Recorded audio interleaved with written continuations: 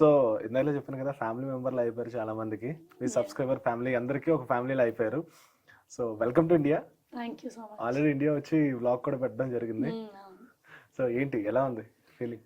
బాగుందండి, ఎందుకంటే పుట్టిన ప్లేస్ కదా. ఇప్పుడు మనం పుట్టిన విలేజ్ కి వెళ్తే ఆ ఎమోషన్ వేరు కదా. అలా మన ఇండియా నేల మీద అడుగు పెట్టినాకుండా ఎమోషన్ ఈస్ డిఫరెంట్, మాటలతో చెప్పలేము.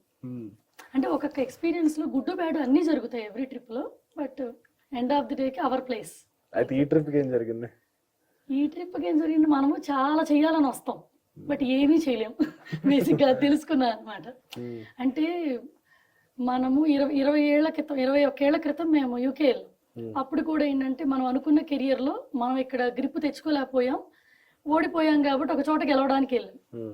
సో ఇక్కడ మనం సక్సీడ్ అయిపోయి ఇక్కడ గెలిచిన వాళ్ళు కూడా ఉంటారు అన్ని రకాల వేలు. ఎందుకంటే ఓడిపోయిన లిస్ట్ లో మేము ఉన్నాము, అందుకని ఇంకో ప్లేస్కి వెళ్ళి గెలవడానికి ట్రై చేసాం అంతే. అంతేగాని ఓ తెగ టాలెంట్ ఉండి బయటికి వెళ్ళిన వాళ్ళం కాదు, ఇక్కడ గెలవలేక అక్కడికి వెళ్ళి గెలిచాం అంతే.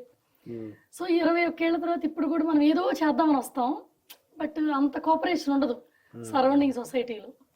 ఇప్పుడు ఓడిపోయినట్టే ఉంది బేసిక్ గా. లేదు, ఏం ఓడిపోలేదు.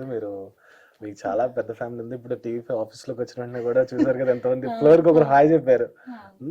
సో అంతమంది ఫ్యామిలీని గెయిన్ చేయడం అనేది చాలా పెద్ద విషయం.